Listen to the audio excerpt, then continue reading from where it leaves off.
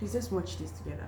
Have why you see us beg is that they don't give us royalty. We just work and toil so hard, and then that peanut, that money you gave us to come on board and shoot for you, is the only thing we get. Go and look at the smallest actor in developed countries. Every work they do fetch them money every day of their life. Even when they're gone, their families still live on that. We're still working hard. Okay, you've heard it already. You've seen it. Well, everything she said is very true. Nollywood still has a long way to go when it comes to royalties, whereby anywhere this movie is going and it's being rebought, you're earning from it, no matter how long it takes. And whereby when you're no longer here, your family is also still eating from those royalties, like she suggested. But the thing there is, that's the sad reality of the industry. We are not there yet, and I don't know when we're going to get there. Maybe it's a long time to come, but we're going to get there.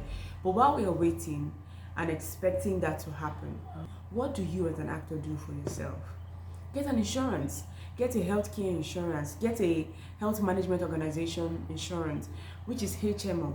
Get a health plan, critical illness, that you know that when you are ill critically, the insurance companies comes in to cater for this insurance, for this bill. I'm talking about your HMO can be responsible for you traveling to anywhere in the world.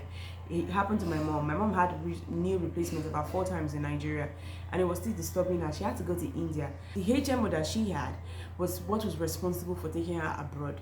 And I remember then there were talks about either Dubai or India, and they finally agreed on India.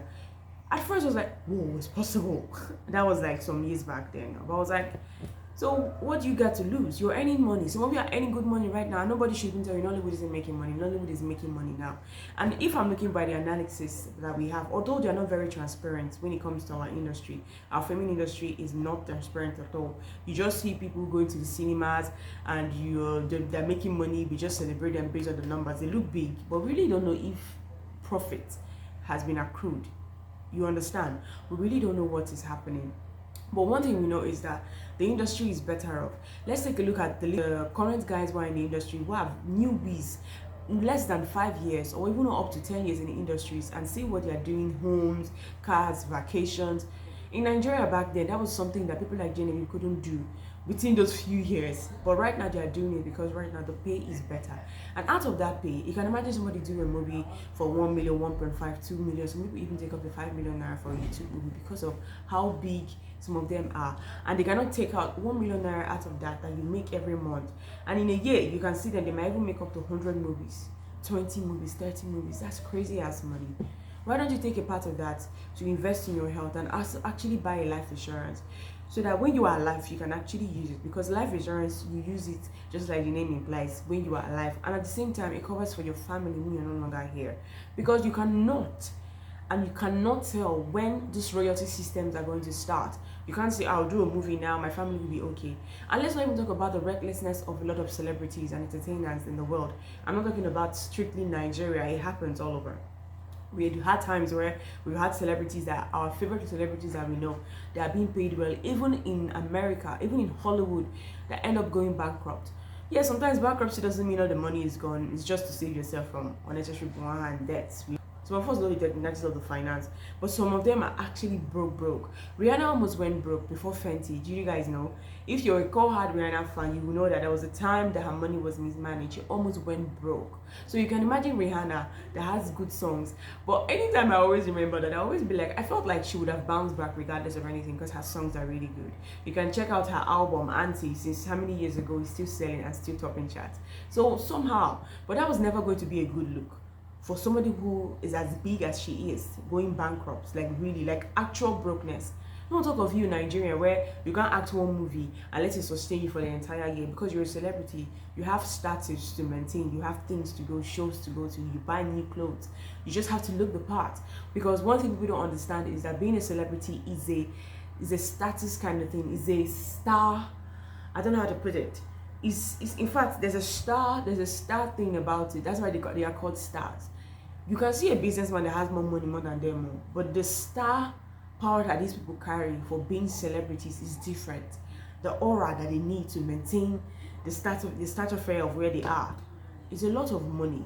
So while you are doing that and maintaining that, and all those things end up bringing you more jobs, you should also think about your family when you're here no more. Because we are tired of seeing our legends coming out each and every single time begging.